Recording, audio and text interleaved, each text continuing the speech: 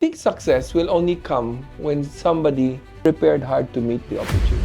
People are afraid to read that balance sheet. I love to read the balance sheet. Give me a balance sheet. In 1 minute, I'll tell you whether the company is cosmetic or real.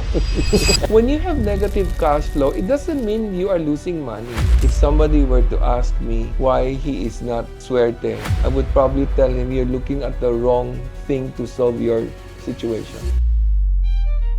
So John Doe, how do you define success right now? Having been in one of the most successful businessmen right now. Number one, Biggest business mistake that we've made that we can learn from you. sometimes is to This is Money Masters, where true stories spark real change. why can't we have it? Why can't we have a port that is clean? Why can't we have this? It's so easy. But in our own private projects, we can do it. My stores, you go to Davao, I'll have 6 stores. All beautiful stores. And it's so far away. I have to take 1 hour, 35 minutes by plane. Then why not? If you have the proper systems in place, you support it properly, you monitor it properly, then people there can enjoy my products. But we always say, why can't we have a better this and that? So I think what Mr. C is doing, or had been doing, was to inspire people who are in power to do something.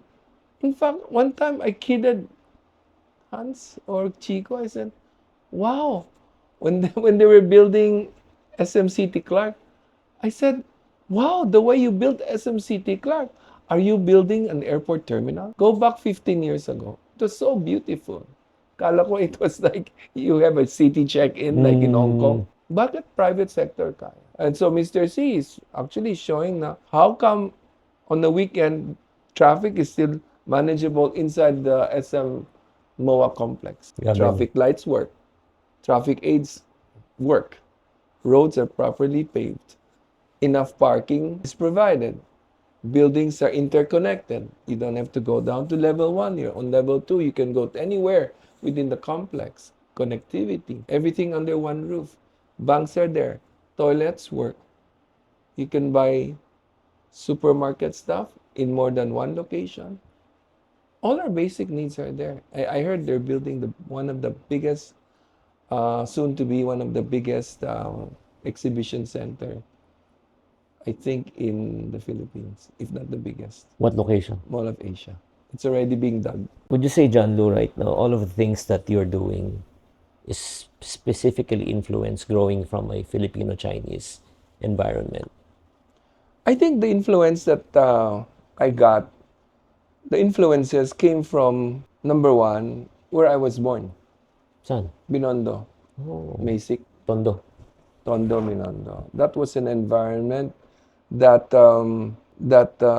showed me that hard work, opportunities is equal to good life. But the Great Fire of '69 destroyed everything in Basic. There was a great fire in '69, October 31, where my father's shirt factory was wiped out. So my uncle was living there, my uncles were living there, we were living. Everybody became homeless after one night. Wow.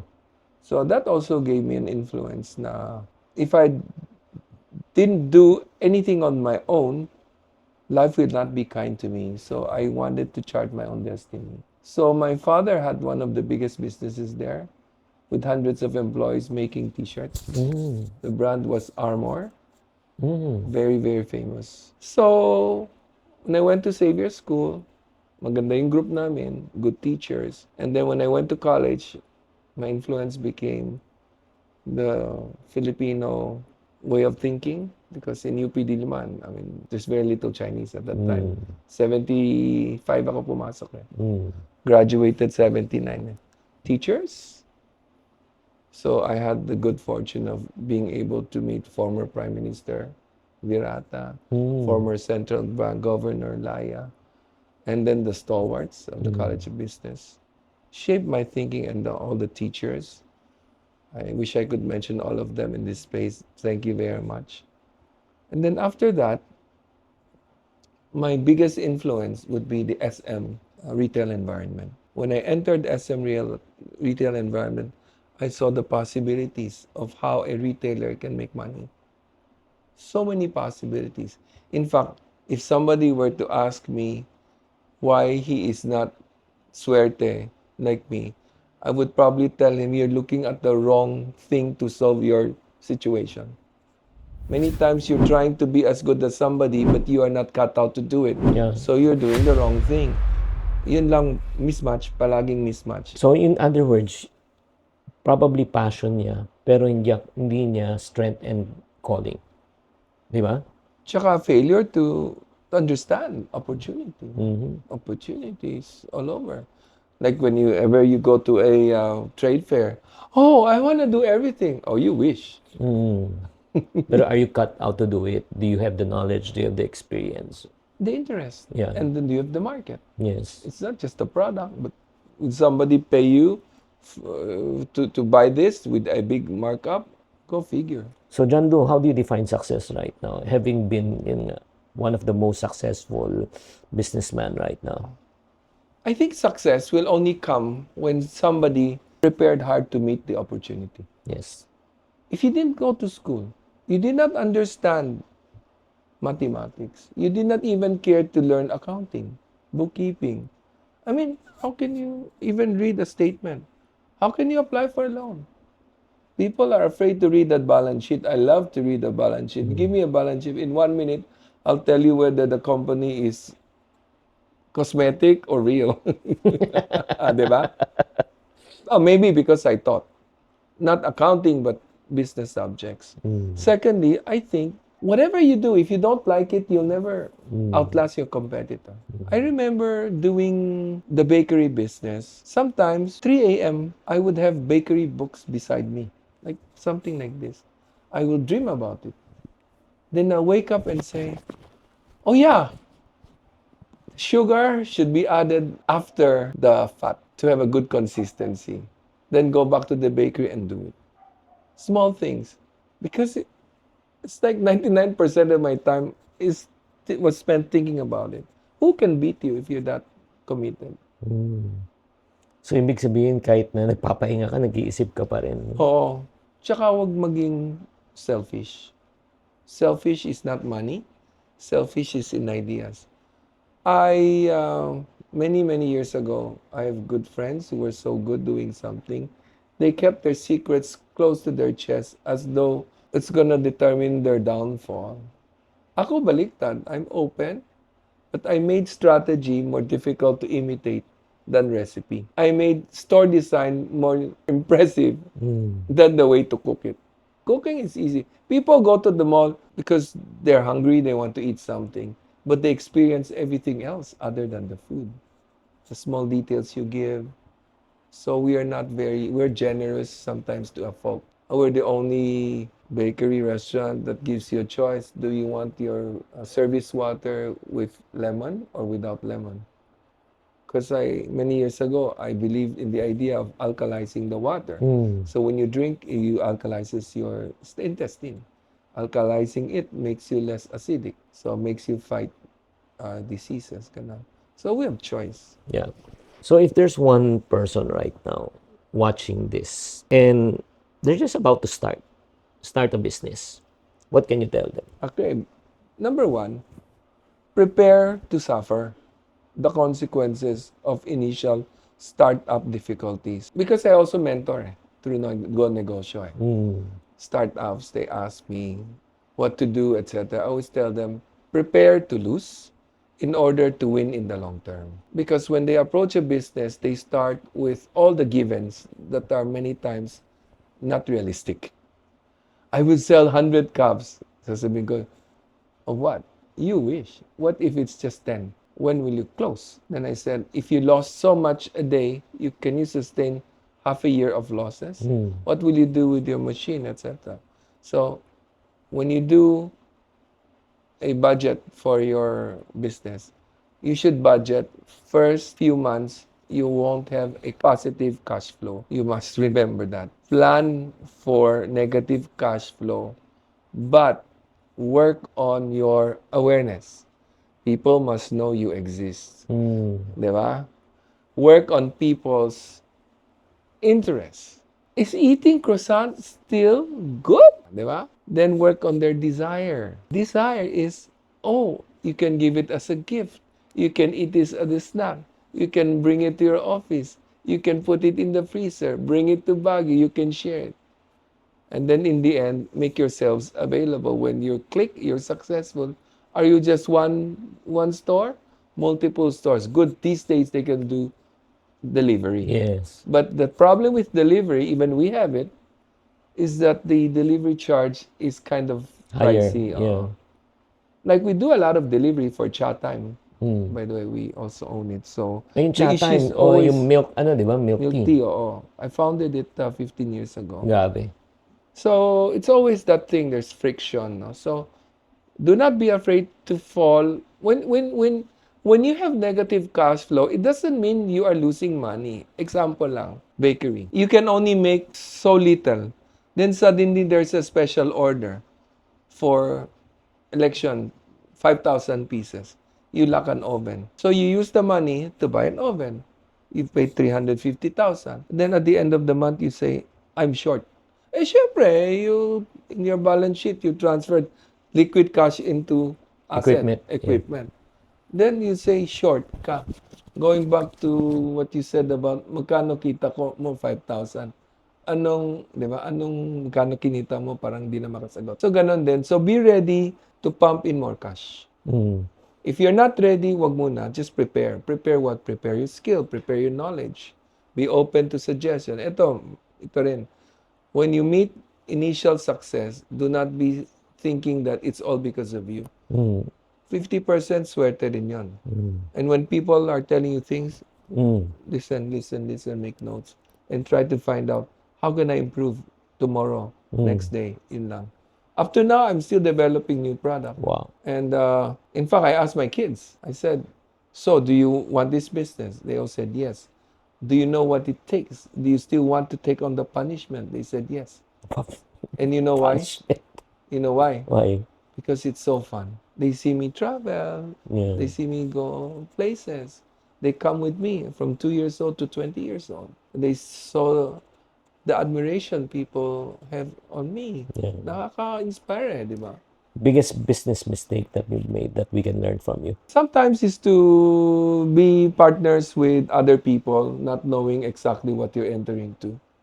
Sometimes, di ba, you'd have extra cash. You say, oh, sosyo ako dito, sosyo ako doon. Mm. Not naman biggest. Those are probably over the years would be a few millions. But it's the time that I lost. I could have been thinking of something else. So would you say na stick just to what you're good at right now? Stick to the knitting is always good, but we're lucky because the industry continues to be profitable.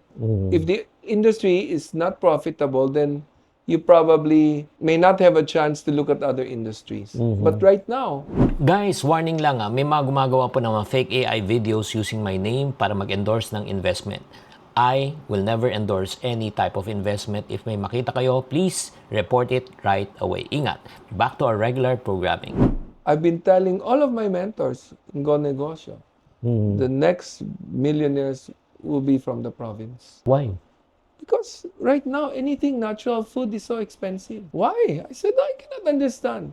I went to the supermarket to cook. What did I want to? I just bought calcium, etc. Ended up paying 1,000 plus. I said, wow, how can a family of 5 survive?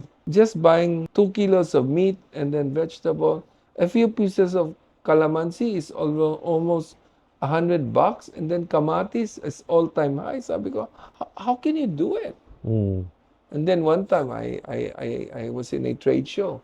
They were selling equipment, and then I told my son, I said, anak, if you can't have it fresh, have it processed. So I said, oh, what if I start to dehydrate fruits and vegetable, and then we crush it, and then we whatever it, and then in the new way of cooking, everything is powdered anyway. Di ba ngayon, they don't even use luya. Yeah. I think your mom would use fresh luya. No, wala na. Sampalok, One ganun din. teaspoon, no. Ginger powder. What if in the future, magigisa ka ng whatever, walang kamatis, eh di powdered kamatis for the acidity, di ba? So, Ganun na eh. So, it will be coming from the soil. One last question. John Lu, how do you want to be remembered? As a businessman, as a teacher, as a father? Parang I don't want to be remembered as a greedy businessman because I'm never, or a greedy teacher. Greedy businessman is you don't share knowledge. Greedy teacher is you don't want your students to be better than Yeah. you. Greedy boss because you don't want them to learn knowledge that can inspire and that can motivate. Greedy father, you leave nothing to your children. Greedy brother, that because you're so big time, you're unwilling to share. So I think I want to be remembered for everything I did right, but I will certainly not want to be remembered as a greedy person. Because I believe that as a person, I am caring and I am giving. So in my business, it's the same thing that's reflected in my values. Wow. We're caring, care for people, care for market, care for customers. We're giving knowledge. Many catering companies rely on me to fuel their bread needs, and I don't make a fantastic markup. I still leave room for them to make Money. value adding. In fact, if you go to French bakery, you're thinking of doing a special sandwich. I have almost any bread, from bagels to wraps to crusty rolls to flatbreads to whole breads to you can create your thing. But I'm not interested in the business that you will do. I'm here to give you the basis to start your own thing that you can do better. If you, for example, lived in New York for 10 years, come here, I'm sure you know how to make the best sandwich. But without bread, what can you do? Totoo. Finally, okay, quick ano lang to. Quick questions. Choose among the two. Coffee or tea? Coffee, Cash or card? card. Why? Wala na, it's ano na, it's already all over the world, it is now cashless. Save or invest? In between. Why? Because we have the next gen, you cannot just invest ng invest. You have to save. And right now, the world has moved into a new era already, cashless. And you just don't know what it's going to be. People ask about crypto. We don't really understand it. They talk about AI. It's like, so what? Doesn't feel, we don't feel much. It's still the same thing. So, still have to save. Yeah. Kung invest ng invest, parang it's not right. Discipline or creativity? Creativity, Tradition or innovation? tradition. What do you mean by that? Innovation is part of it. Innovation is part of strategy.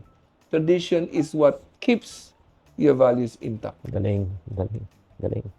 Family business, solo venture? Tricky.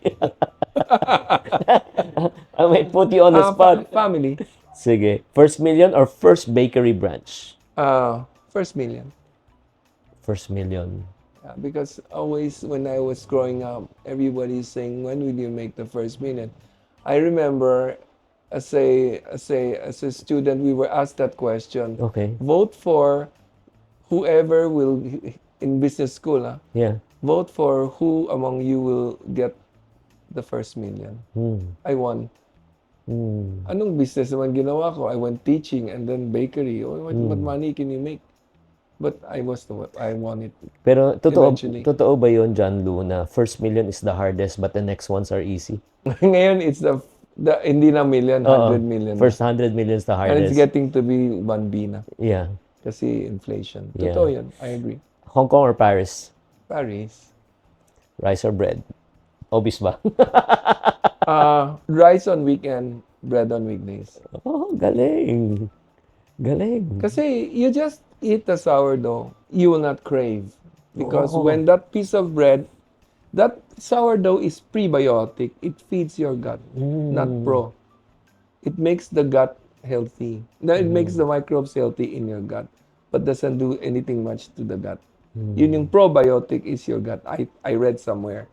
But the nice thing with sourdough is that it is flour, water, salt, and yeast plus fermentation, no sugar.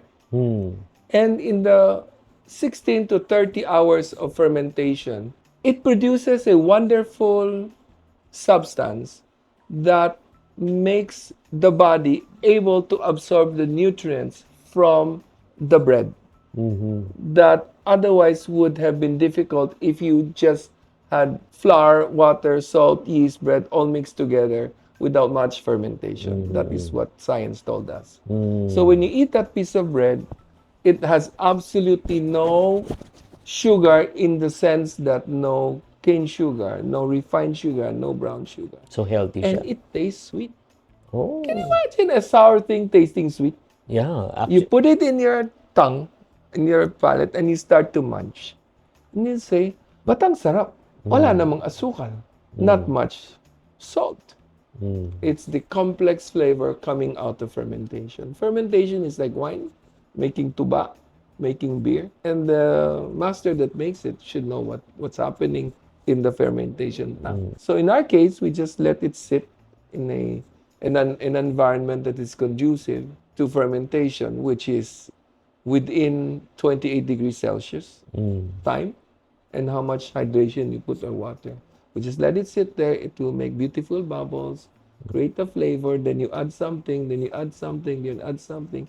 Over 1 or 2 or 3 days, then you get a dough. Wow. Then you add it to more dough. Then you create a bread. Then you put figs, you put cheese, anything. Then it becomes a fig bread, a chocolate bread, a what bread. Ang dami pwedeng gawin. So guys, makikita mo talaga yung passion ni talaga John dun sa tinapay, It's not a business alone, but it's something that you live every single day. It's my life. Yeah. It's like, tsaka the good feeling is somebody will come up to you and say, please continue your good work. I love your bread. How many times have I been told in church, in public places, in my stores? That's why when I go to, after 37 years, when I go to my stores, people recognize me and they have stories. Did you know that you gave me this? And the little boy is now married and that's him. And I say, oh really? I couldn't remember. And thanks for giving me that gelato ice cream. And all these stories because I always go to the store and I meet them and I forget about them. And they're they're just so odd when I don't change. I still go and I fix. I still wipe the table. I still buzz. I'm so personalized. And to me, it's normal. Why should I feel like royalty when I depend on their business? They don't give me business. My future is not certain. John, Ay, thank you so much. you're Tosya, welcome. Tosya. Guys, there you have it. Makikita mo talaga, na I'm really so humbled, honestly. Oh wow, don't say it. No, humble talking to you. Despite of your success, doon mo makikita mga kapatid, ang tagumpay talaga ng tao ay hindi nasusukat kung gaano karami yung pera, gaano kalaki ang bahay, gaano kalaki ang negosyo. Kung paano pa rin nakalapat ang paa sa lupa habang ikaw ay, yun nga, malaki na. Natuto ka, you learned from the late Henry C. You saw, yun nga, yung mga, how their children were trained. And then parang, if you walk with people who are great and you learn from the great, and I do believe you become greater. Kaya nga, it's really such an honor for you to share your life story, the values, and the experience that you have with the people. Kaya guys, if you're out there right now and then, kung may comments ka sa, sa session natin na ito, actually, this is a masterclass, John. Parang sila nag-MBA, honestly, di ba? With our conversation. Would you agree? Yeah, kasi you just cannot pick it up from any other YouTube channel except yours. You have a way of structuring, asking me questions that somehow, when you put together, you have learnings not just about what they do, but what people can learn from it. This is distilling from almost 50 years of my experience. Yeah. And my life experience, not just business. Kaya guys, if you are out there right now, if you like anything, please send a message here. And also, do you have any social media account for your own or your company? Well, for my own, I'm not active because I'm so focused on it, and it's the team that takes care of it. But the website is there, thefrenchbaker.com. Can give feedback to thefrenchbaker.com. For the other brands of L'Artisan, it's the L'Artisan.com. And then for Chatime, they have their own website. I think chatimeph.com, right? Yeah. So there you have it. And as a token, are you familiar with Kuya Germs? Yeah. Herman Moreno? Di ba parati siya may binibigay na loot bag? Si Willie Revillame gives naman jacket. Ako naman, I give books. This is for you. That's my whole set of the books that I wrote. And again, I would like to share with you again the ipon box that you can share with your staff and employees to challenge them to save money. Eh, since ikaw sinasabi, Hindi. ano? Alam mo, meron ka bang charity? Yeah. Organization mo? Yeah. Sige, I support yung mga out-of-school youth. Sige, Chinkee. I will live through the experience of shading. The moment I reach it, I'll send it to you. May laman Wow. na. Grabe. Bahala ka na lang i-share. Yeah, I will. I'll try to feel it, yung maghuhulog ng 20-20, C50, tapos lalagay ko yung anong month ko na reach. Oh, ito, may date and date and start date. Di ba? Parang expiration date ng tasty. Galing! Ay sasabihin, baka, sa bagay, pwedeng 1 minute, punuin ko na. Biniminadali no? Hindi, pero I would try to experience it. Oo. Like, somebody asked me, why do people want to climb Mount Everest? They could easily take the chopper. Yeah. The same thing. They want to experience it. Yeah. So guys, there you have it. Si John Lou will donate to real life scholars. Yeah. We support real life. The moment I complete it. Oo. Thank you so much. Thank you. Again, thank you, John Lou. Maraming salamat mga kapatid. And there you have it. Sana naman kayo ay na-encourage, na-inspired in this episode. As I always say, tatandaan, tamang karunungan, tamang disiplina po ang susi sa pagyaman. Gusto mo bang mag-start ng negosyo pero natatakot ka? Good news! Stop guessing and start running your business with clarity. Get access to Negosyo GPT powered by my proven business frameworks. Kung gusto niyo makakuha ng access, alam niyo dapat niyo gawin? Click the link below or type Nego GPT. So you left Ayala Yeah, and my friend. Pick mo yan. Yeah. My mom said I was crazy. Hindi biro to Ang pinag-uusapan natin dito, stable income, stable job, yung reputation mo, and then all of a sudden, iiwanan mo siya to start a mission. I go around, I see amazing people, but they don't have the opportunities that I have. Yeah. I had those opportunities. They don't have the opportunities. So one way to look at it is, what kind of leadership is needed today, especially in solving yung mga problems natin, social problems, company problems, I guess, how can someone find purpose without quiet quitting? How can they transition just like you transition? I think at the end of the day, Chinkee Tan, with over 6 million Facebook followers, 2.8 million YouTube subscribers, and 2.4 million TikTok fans, is now all out to share with you the most practical, simplest path to lasting wealth.